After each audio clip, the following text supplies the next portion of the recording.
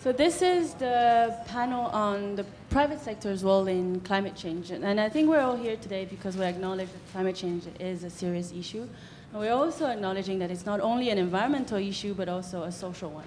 So a lot of the debate right now focusing on what's the government's role, what should each government do, and who should be bearing the cost of climate change mitigation and climate change adaptation. But we also think that the private sector can bring part of the answer to that. And I also think maybe the social entrepreneurship is trying to make the poor part of the solution rather than the problem. So having worked in the climate change space for a number of years in the UK, I think the role of the private sector and social enterprises in general is not really acknowledged enough, or at least hasn't been discussed enough. So to bring this discussion to new heights, I would like to introduce you to an exceptional panel of speakers.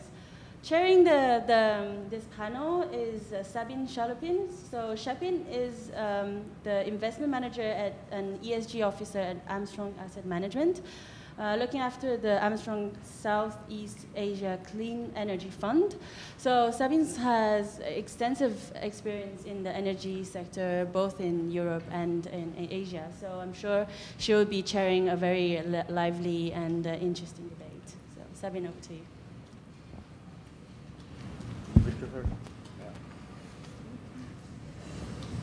Good afternoon and welcome to this panel session. Since we're quite a small group, please feel free. I wanted to make it as interactive as possible. So if you have any questions while the panelists are talking, please just raise your hand and let's really make it a Q&A session. To give you a bit of background, I work for a renewable energy fund which invests in projects in Southeast Asia. And we look at it very much from a mitigation strategies. And I think adaptation all too often gets overlooked. So it's great to have members of the panel who are looking both at mitigation and adaptation, and I'm looking forward to hearing about their views and their experience on what they've been doing. If I can introduce you to each panel member, and I'll kick off the questions after I introduce them. So to my far right, we have Sean. Sean Granville-Ross is the East Asian Regional Program Manager for Mercy Corps, which focuses on disaster response, sustainable economic development, health services, and emergency and natural disaster. At Mercy Corps, Sean leads a team of nearly 300 people in 7 field offices from a base in Indonesia. He has a global experience in successful program design, monitoring and evaluation, and management that encompasses economic and market development projects and sustainable rural livelihoods. Sean, if I can kick off with you, you must see the direct victims of climate change. Can you tell us about the work at Mercy Corps in producing the platform to enable helping victims of climate change? Yeah, good afternoon, everybody. I mean, I think what I can talk about is actually a program which is a regional program funded by the Rockefeller Foundation, which is the Asian Cities Climate Change Resilience Network, which is working in 10 cities across India, Thailand, Vietnam, and Indonesia. And the organization I work for is the country coordinator for Indonesia. Essentially, that program is really looking at adaptation and the implications of climate change on urban poor communities and urban poor vulnerable communities. And really the program has been designed around working at the city level to enable cities, the private sector, and civil society to come together to go through a process of shared dialogue, shared learning, and then vulnerability and hazard mapping, which ultimately leads to the creation of what we call a city resilience strategy. So it's really helping the city bring the relevant stakeholders to the table to look at the implications of climate change, and then to work with the city to look at how they're going to develop programs that either the city can fund through city government funding, through national government funding, or where there are opportunities for the private sector to come in, all the way down to small social enterprises in urban poor communities. The vulnerability and hazard mapping is really a participatory process which sort of looks at 3 levels. first level is sort of your classic climate modeling, downscaling of climate modeling. The second level is really working with the city government to understand city government capacity and to enable us to understand how the relevant departments within the city function and where there are opportunities for cross-departmental discussion. And then the third level is really at the community level, understanding how they perceive the implications of climate change and their vulnerability. And then based on that sort of vulnerability and hazard mapping, we can work with that sort of multi-stakeholder group to look at how you develop a strategy at a city level, which is really the critical platform that then enables the private sector to come in and identify where there may be opportunities around infrastructure or smaller social enterprises that maybe address the issues of water and sanitation in urban poor communities. The other sort of power of this program is that really we're looking at creating the stakeholder dialogue, the participation. I've heard during the last 2 days the conversations about having similar language. I think that creating what we call a city team or a stakeholder forum enables for that common language and common understanding of what the issues are and where are the priorities and where are the potential opportunities to address the implications of climate change. Obviously, from a perspective of the vulnerability of the poor initially, but the city can take this to whichever level they need and really establish a strategy that then also enables the city itself to advocate for greater resources at a national level or potentially at a regional or a global level.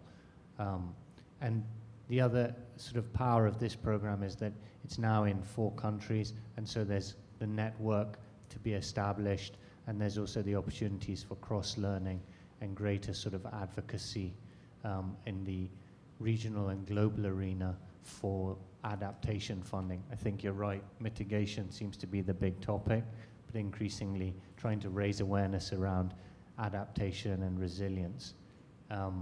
You know, and this conference obviously looking really at social enterprises and the opportunities for social enterprises in the arena of climate change. You know, I think from this program we really see those opportunities coming out at sort of very much community level and things around waste management, sanitation, sludge removal, access to clean water, and then also beginning to think around, you know, the implications of climate change, sea level rise on coastal fisheries, freshwater and saltwater crabs, prawns.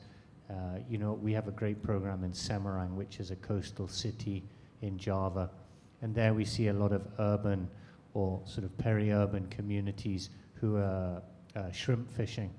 And so again, you know, there are already existing enterprises, and how can we help design interventions with the private sector with a market-driven perspective to enable them to prepare for the implications of climate change and how they can protect their businesses.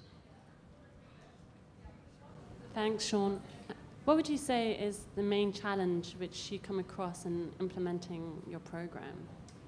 You know, the first critical challenge is really the sort of common language, the understanding of what we mean by adaptation, resilience to climate change. And so, you know, the program is designed around what we call shared learning dialogues, which are really participatory workshops, and it's critical to bring the private sector, the government, and civil society, and also to think about the role of universities and the research institutions and how we bring them all to the table to get that common language. That's really the critical challenge.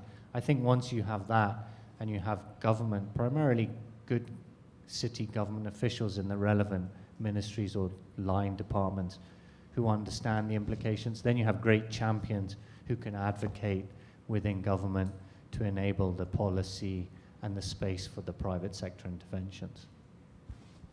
Okay, thank you very much, Sean. To Sean's left, we have Jiwan Acharya, if I pronounced that right. Jiwan is Senior Climate Change Specialist with ADB's Infrastructure Division. As he told me yesterday, within ADB he wears many hats, but the one which he is perhaps most passionate about and which is most relevant to the forum is the Energy for All initiative. which works to increase ADB's investment projects that bring modern energy to the poor. Jiwan, could you tell us a bit more about the Energy for All initiative and how you see the balance between mitigation and adaptation, if there is one? Thank you, Sabine. Good afternoon, everyone. As Sabine mentioned, I wear different hats within ADB, and then the one that's closest to my heart is a program called Energy for All program, and that's I manage in ADB. The good thing about program like Energy for All is that you can tick as many boxes as you like. Here, you can tick boxes on the mitigation side because we are trying to we promote renewable energy to provide energy access. So it's just a very good renewable energy or mitigation project. On the other hand, we are also trying to help vulnerable people, the poor, women, and so on, by providing access to energy. So empowering them, so which helps also to fight against climate change or fight against their poverty and so on and so forth. It's also a kind of adaptation project from that point of view. So you can also check that box as well. I mean, needless to say that this is a gender project. This is the natural resource management project. It's an MDG project. There are a number of areas that it contributes. But the important thing is that from ADB side, we wanted to increase ADB's own investment on access to energy. Being a relatively large financial institution, we have done some good work, but at the same time need to do much more. So we wanted to increase ADB's own investment on access to energy. But at the same time, there are so many other agencies, organizations also working in Asia Pacific region on energy access issues. So we have also formed a partnership called Energy for All Partnership, where we wanted to bring in other governments, private sector, NGOs, financial institutions, and then really focus on projects. Because at the end of the day, we need to do projects. We need to design a good project. We need to help find money to implement those projects, at the same time implement that properly. So I think this is where we are focusing on. And then I think this forum, this group becomes very much important for us from that point of view, because some of you have some good ideas, some good project concept that you have. Some of you are looking for some good projects to invest in. So this is where I think a lot of collaboration opportunities exist. So let me stop on the Energy for All program at that side. Jiwan, do you have a geographical focus for the Energy for All initiative, or is it Southeast? Is it Asia generally?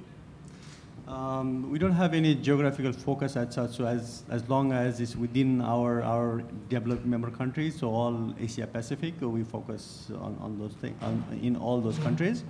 But having said that, there are certain countries, certain regions which are much more, let's say, we have much more opportunities that will include, let's say, South Asia. From the energy access point of view, large number of people don't have energy access, so that's already a part of our focus. Some of the Southeast Asian countries also, especially in the cooking side of it, is also very important region. Pacific, in terms of number, not so much, but if you look at the energy access situation there, is also very low. So I think those regions will also be important for us. And if you look at Central and West Asian countries, even though almost 100% of the people have access to electricity, but if you look at the quality of electricity supply there, it's not very good. So there are a lot of opportunities to improve the energy access situation there as well. So in short, we cover all Asia Pacific. Okay. I think this is a good example of an initiative which strikes the balance between both mitigation and adaptation. So thank you for sharing that with us, Jiwan. To Jiwan's left, we have David Chou, who fights against climate change in a very different angle. If you have seen any converted electric vehicles here on the road in Singapore, it is likely that this is thanks to David. David is MD of EV Hub, which is the only certified electrical vehicles conversion facility in Singapore, and the first company to receive Singapore's Land Transport Authority approval for its converted electric vehicles to operate on Singapore's roads. Amongst several initiatives which the company is involved in, EV Hub is participating in the government's electrical vehicles test bedding program, which is examining infrastructure requirements and new business models applicable to urban transport solutions. David, you come to this much more on a technological angle. What do you see the role of technology playing in both mitigation and adaptation of climate change? Thank you, Sabine. Technology obviously is what took us out of the caves, invention of discovery of fire, really. And it's what allows us to have and lead the lifestyles that we do. So when we talk about human development and population growth, and you talk about the services that we then desire or demand to keep activities in life going, you boils back down to energy. And when we talk about climate change, global warming, it's really that equation, isn't it? We've seen that equation where it's the amount of CO2 produced is the population plus the amount of services this population requires, the amount of energy used to provide those services, and ultimately the amount of carbon emission per energy used.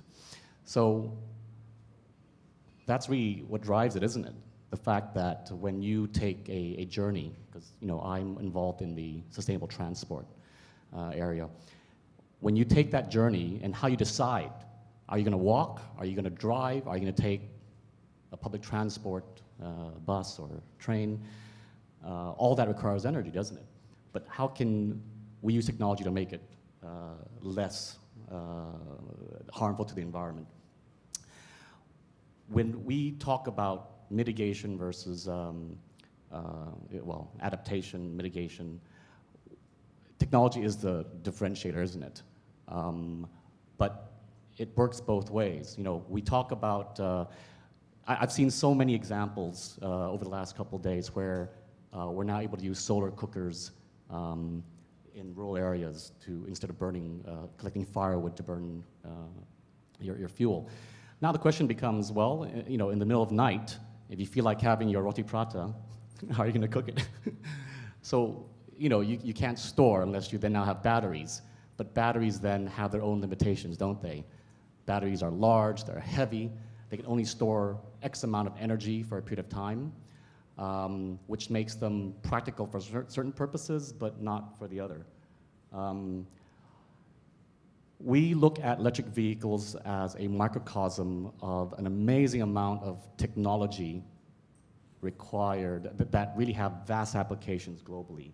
If you think of what a vehicle is today, it's really a house on wheels, isn't it? You've got your seat, you've got your climate control, you've got your lights.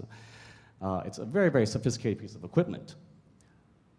So when we did conversions on vehicles, it really started with the premise that if we understand the technology that goes behind the entire transmission setup, because you're using now batteries and motors, electronics, visual displays and sensors to capture all that information, that is showing how the world's moved from mechanical now to electrical and more electronics.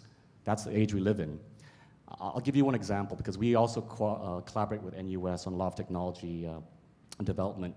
We all talk about, for example, enhancing and using the power of smartphones in rural areas for information, so that farmers can now show prices, get updated prices, et cetera, things like that.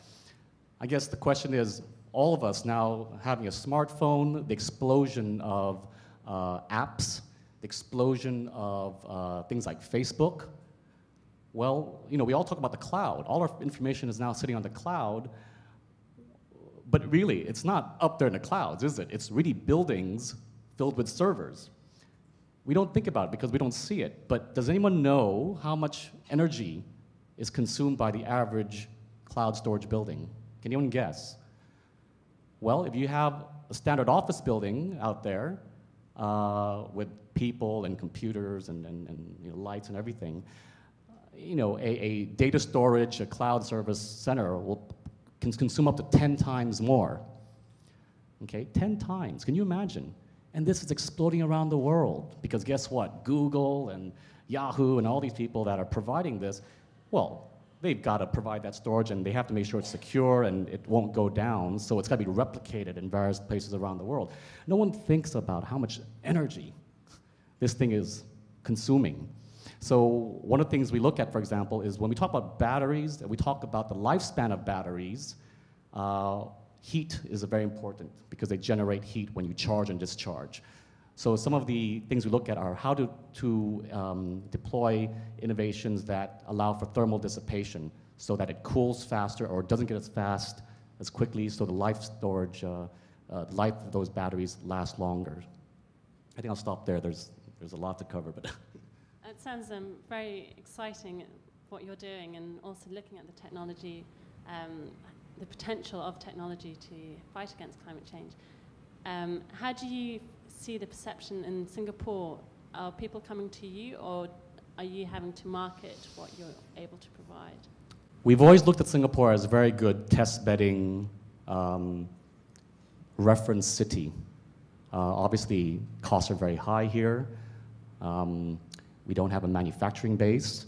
But in terms of human capital, the ability to galvanize collaborations and dialogue and action among, for us, with EV Hub, that's what it is. It's with other companies, with government, and academia. So we can all come together and say, look, we've got a problem. We need to make our cars greener. We need to use less fuel. We need to have lower emissions output.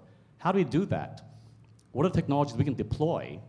Is it a hybrid type system, or is it a full electric system? All these can happen here very quickly, which is what we've found. We wouldn't be manufacturing here, but at least once we've demonstrated it with this EV test bed, and a year and a half after I started this company, we were actually featured on Discovery Channel. They came to us, they're looking to put together a new series called Into the Future Transport, which showcased what smaller companies were doing to advance this area, because obviously the large manufacturers could have done this a while back, but they haven't, and they've had lots of excuses not to do so. But I think the tide has finally started to turn, and we've had quite a few companies and also government bodies come to us from other countries that are looking at what we've showcased and saying, can we then use this to apply it to our municipal transport system that does this type of service, or can we be used for handicap shuttles, or can be used for all sorts of things, because electric vehicles are going to be very appropriate for certain types of applications, especially where, concerns of rising fuel costs, and for certain countries like Iceland, where they generate electricity so cheaply, 3 cents per kilowatt hour, which is the lowest in the world because of geothermal. Places like that, I don't even know why they're still buying oil when they've basically had a financial crisis and can't afford to be buying oil. They should be powering all their vehicles by electricity because it's so cheap for them. And it really makes you think that every country in the world can and should be thinking about what resources are available to them. Unfortunately, the systems that have been implemented is because of other countries and governments and selling them goods that they tell them they need, because there hasn't been an alternative. But we know what happens nowadays when you don't have alternatives. You're vulnerable. You need to diversify your energy mix. So. Great, thank you, David. To my right, last but by no means least, we have Dorjee Sun.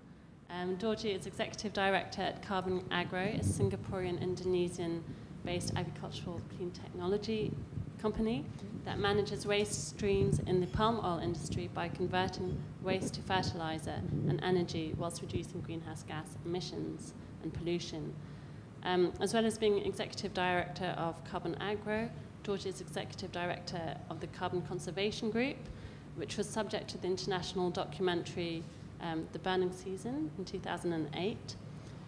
If you haven't seen it, I strongly recommend that you watch it. It's a great documentary. I recommend you don't.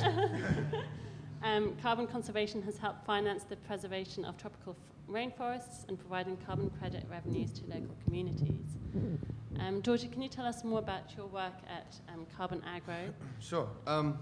I'll just keep it really brief because I look around the room and you know, Leo, Ken, there's so many experts, Nigel, and I'd love to hear what people in the room are doing and whether we can find a way to make this a conversation. In a nutshell, I find it interesting that the turnout here is so low because we called it climate change. Right now, climate change is super unsexy. So if we'd called this the sustainability roundtable, we probably would have had a higher turnout. Also amazing is that it was Rio plus 20. Can you believe that that massive opportunity ended up going out with such a peep? Like, who would have thought that in '92, when Margaret Thatcher was crying and everyone was making pledges for the UNFCCC and desertification and biodiversity, that 20 years later, precious little would have been done. And there feels like there was minimal type of reporting. Like Time magazine should have done a report card on how we actually achieved or didn't achieve our plus 20 commitments. Now, if that's first half, if we're thinking right now Euro Cup soccer, what's going to happen in the next 20 years, that's kind of up to us. So the next point that I was going to raise was this conference seems to be about impact investing, philanthropy. I was in Beijing for a philanthropy conference just 3 days ago, and then also looking at the venture capital or the PE space. My sort of outlook to add to this stellar cast is around entrepreneurship. So for example, we raised about roughly 15, close to $20 million for forest protection for carbon. That was starting from 2007. We've traded $3 million of carbon credits for Rio Tinto. We secured $9 million from Merrill Lynch and private investment as well. But unfortunately, because it was hugely dependent on red policy or policy around climate change, you know, right now with the lack of leadership because of the sovereign wealth funds, I don't think you can even raise impact investing for that. If impact investing is looking for, you know, 10% roughly, you're not even going to get that. It's so risky. Right now, people are looking for principal protection. So instead, what we did is we looked for a mitigation strategy, but it did not, like right now, Carbon Agro, less than 10% of our revenues come from carbon. 90% come from selling compost, managing waste, turning it into compost, and then selling it back to plantation companies.